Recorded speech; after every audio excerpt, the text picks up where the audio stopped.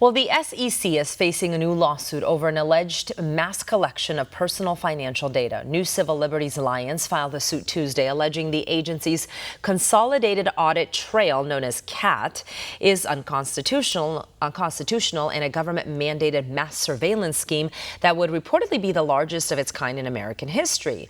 My next guest is Stefan Padfield. He is the deputy director at the National Center Free Enterprise Project, one of the plaintiffs in this lawsuit against the SEC.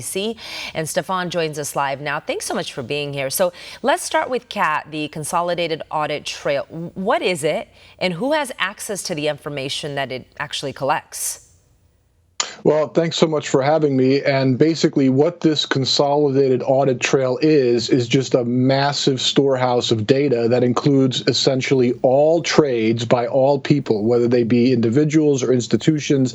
It is, as I think you already mentioned, probably the largest attempt to store private information of citizens of this country outside of the NSA. And so we are very proud to be one of the plaintiffs in this case, challenging this new attempt by the SEC to really surveil Americans in a way that is unprecedented and we believe to be unconstitutional. So you say this is a massive storage house of data. Should Americans, the average American, be concerned? Like, what kind of data are we talking about? Like whatever I search on my cell phone, or what is it?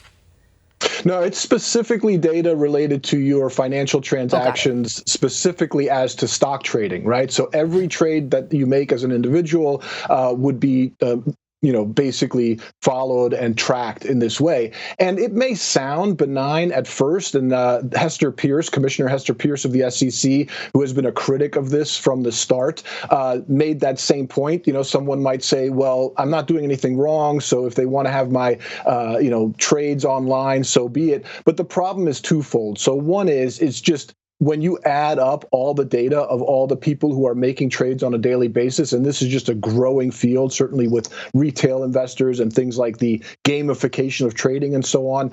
So it's a massive amount of data. We know how that data can be coordinated to give bigger pictures of people, but it's also the way that the data can be used. So someone, again, might say, well, I'm not doing anything wrong, but then all of a sudden you realize that the laws that we are subject to stretch, library volumes full. And so then it's a matter of simply, well, we're going to find this particular law, and all of a sudden you are being told you've done something wrong that you didn't know about. So the sort of weaponization of this data tracking is a very real possibility. So both on the level of just individual privacy, your data, nobody needs to know this, what trades you're doing and the information that it could reveal about you and your associations. One of the claims here is a freedom of association claim, but then also the potential for it to be weaponized.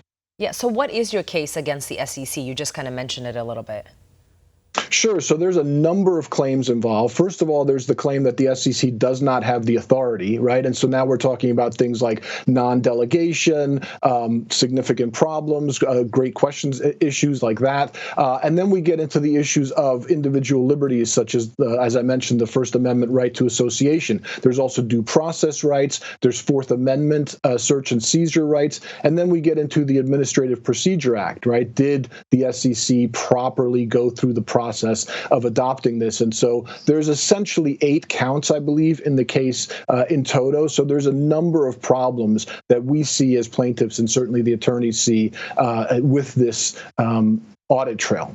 So what is the outcome you guys are looking for? Realistically, can you get it? Oh, I think absolutely. Realistically, we want certainly for it not to be implemented, right? So this has been something that has been going on all the way back to 2010. So basically, in reaction to the flash crash, there was a memo that was released by the SEC suggesting they need more transparency of transactions. The complaint sets out very well how what is happening now with this audit trail really has nothing to do with what caused the flash crash. And so it's since then been evolving, and there's been various players coming in and out, but it's finally to the point where it may get rolled out by the end of 24, early 25. And so we simply want it to not be fully implemented. It's already at work in part, but we just want to see it essentially struck down in toto. I will say an additional claim is also where the money's coming from, right? So we've got major questions, we've got non-delegation, but we've also got the vesting in Congress of the right to fund. And essentially the SEC here has on its own just pulled significant dollars towards itself to fund this endeavor, and that's also seriously problematic. Well, Stefan Patfield, thank you so much for coming on our show and explaining what's going on as the NCLA sues SEC for mass financial data collection. Please come back with an update.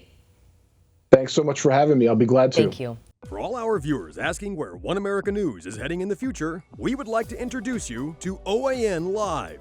OAN Live is the best way to stay up to date on all of the hard-hitting, straight-shooting, national and international headlines. And the best part is, OAN Live is only $4.99 per month. All the credible, honest, unbiased reporting One America News offers at a fraction of the cost of cable. Just go to OANN.com to easily sign up for OAN Live and stay informed.